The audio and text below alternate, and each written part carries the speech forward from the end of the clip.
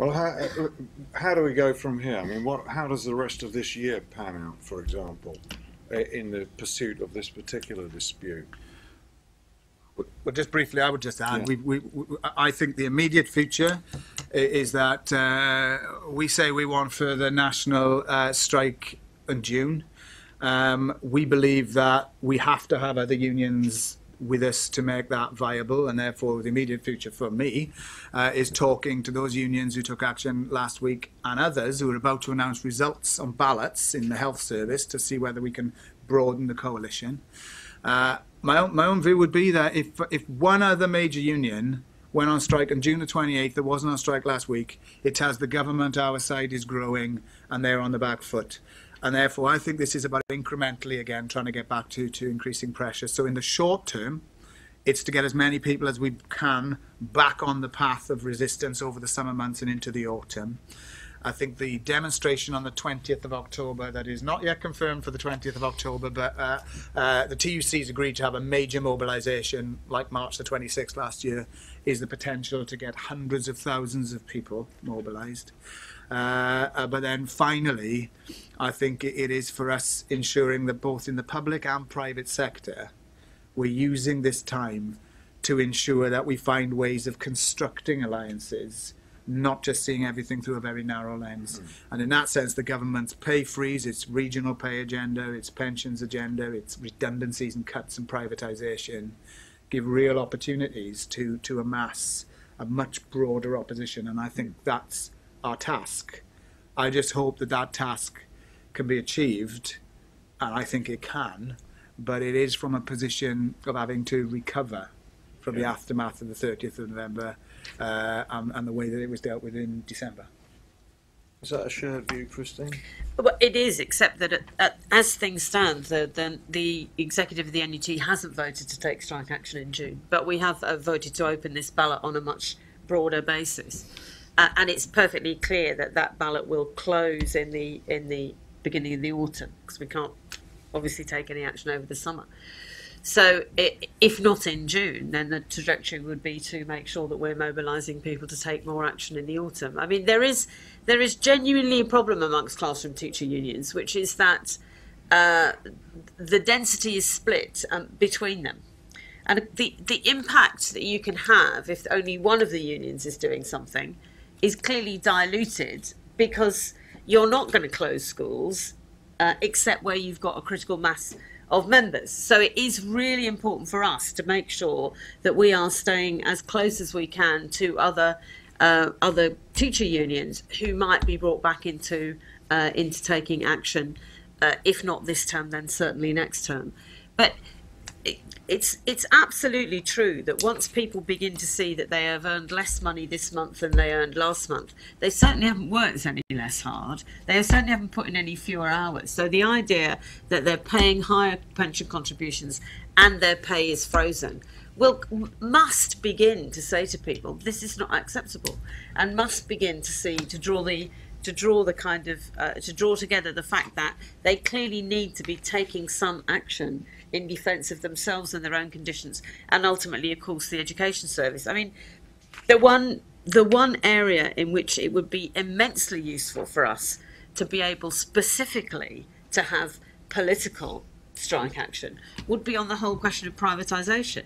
Because at the moment, where we've got schools being taken over by private companies and other kinds of, unacceptable organisations, all we can do is construct a trade dispute that says our members don't want their employment to change from the local authority to this completely unacceptable private, whoever it might be. Now, if we thought there was scope for being able to simply have action, either at a regional or at a national level, against that privatisation, against that move of those services into the private sector, then I think that would give us another whole dimension to the possibility of the kind of industrial action that we could be doing. Because without a doubt, our members don't want to be privatised.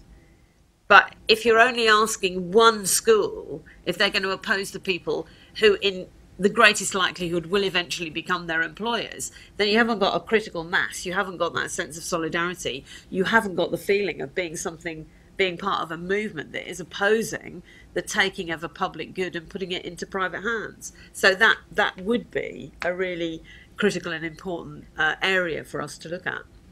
Well, that's something we ought to look at Indeed. on another occasion. Indeed. I can think of a way that we might be able to do that. Yes. All right.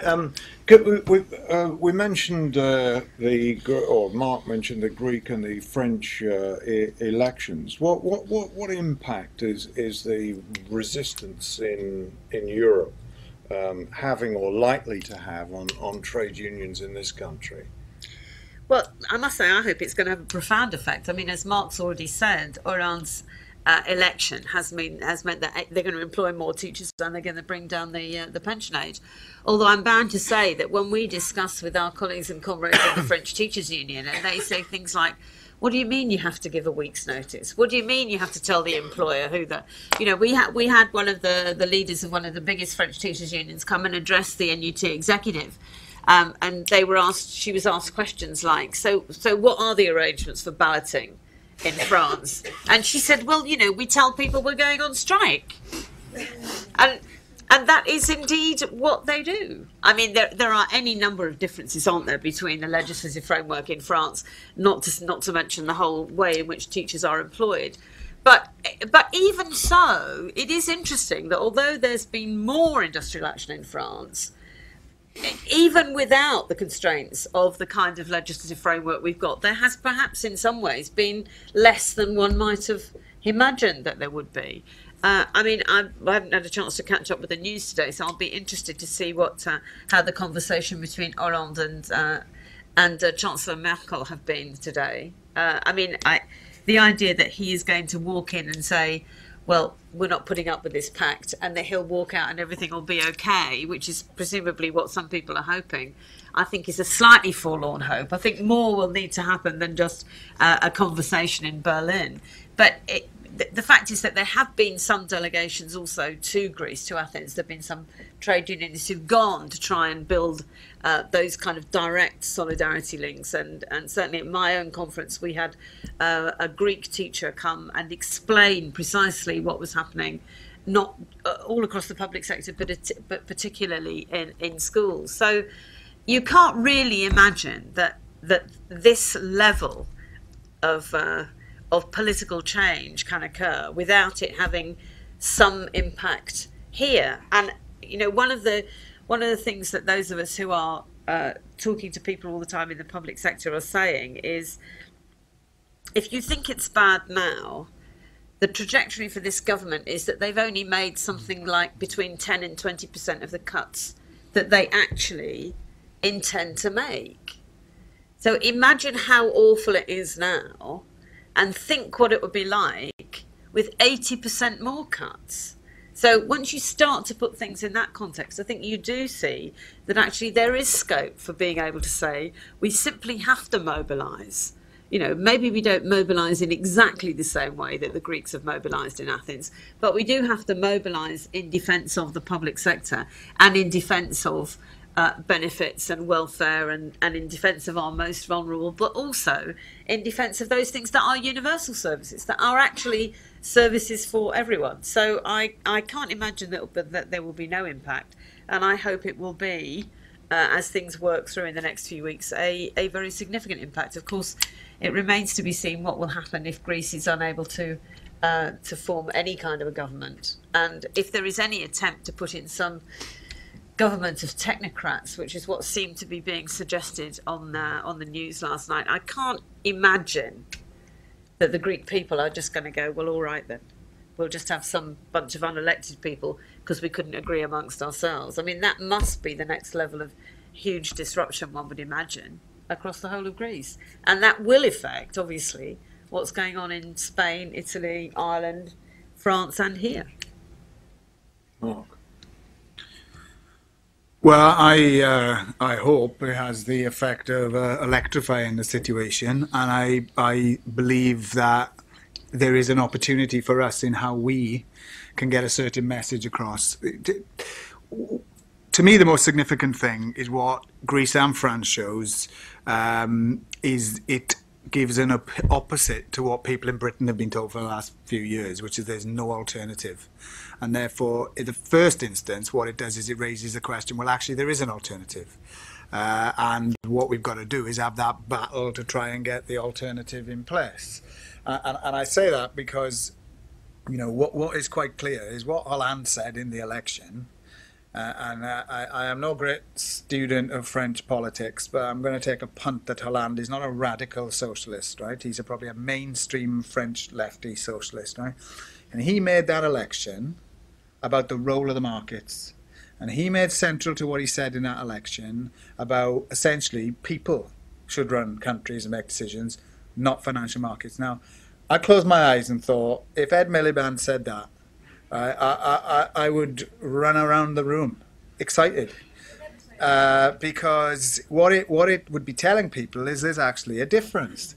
Now the problem is he doesn't, and I think that's because the politics in Britain actually is there isn't really an alternative to the market. Now at the TUC we had a really interesting economic debate, and one contribution said, this was about 6 months ago, that whatever else happens, the most important thing we have to say about the economy is that nothing can be done to jeopardize the AAA rating.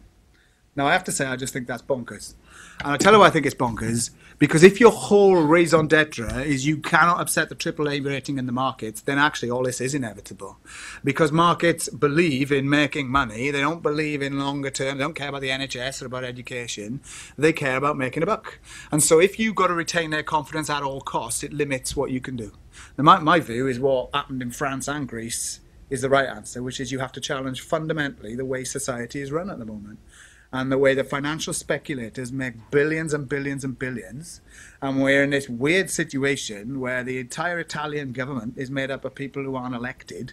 As Christina said, in Greece, you know, they've had an election, you know, only days ago essentially, and they're already talking about people who weren't elected being part of the solution. I saw Peter Mandelson on Newsnight last week. It was great for two reasons. One was they had the economic advisor on for the left-wing coalition in Greece. And what was great about this economic advisor is he actually looked like a lefty from a university in Britain, right? He actually looked somebody who's pretty different. He wasn't suited and booted. He actually had a very different outcome. And Mandelson started patronising him. And he started talking to him as if he did not know what he was on about. And what Mandelson failed to grasp in any of his answers, because he was essentially saying to him, you got to get real, mate, you want money, you got to keep the market sweet, was there just been an election. And people had just voted to say they didn't want austerity, they didn't want the medicine that the markets prescribed for Greece. So I think it is that ability to make alternative arguments that is the real opportunity here for us. I mean, in PCS, we produced this pamphlet about a year and a half ago. And it's about 12 pages long, and at the time I think it was one of the first ones to be done, and we printed 20,000 of these. It's the most basic economics you can look at. Actually, there's some great graphs in it, and they're really interesting ones that shows that the debt of Britain as a proportion of the GDP was higher between 1918 and 1963 for every single year than it is now. So what it immediately debunked is that we were on the brink of bankruptcy and the country was on the verge, you know. It actually showed that our debt as a proportion of GDP was way lower than Japan, for example, and other European countries. It actually showed we'd been here before, but we had Keynesian solutions then, and we built houses, and we built, you know, a British society as we know it. And so this pamphlet just tried to popularise economics. We did 20,000 of these. I can tell you that a couple of months ago we ran off our 250,000th copy, and these have gone everywhere. And the reason it's important is just because it gives a bit of an alternative viewpoint. Now, we're just about to do the sequel about austerity isn't working, and actually updates this to what's happened in the markets and financially. And I think that what we will be doing in the sequel is talking about what's happened in Greece and in France, and actually even on a modest level, how in Japan and in America they had very modest fiscal stimuluses, so their unemployment dropped as ours rose, for example. You know, so that it actually looks at things that you often don't get told or don't hear about. The final, I think, thing I'd say about this is that what I think we have to grasp, and what I think there is real opportunities at the moment, is exactly what is at stake. Because I think if we don't prevail or we don't make the arguments, to quote Brendan Barber 2 years ago, he said Britain will become a darker, bleaker, more brutal place. And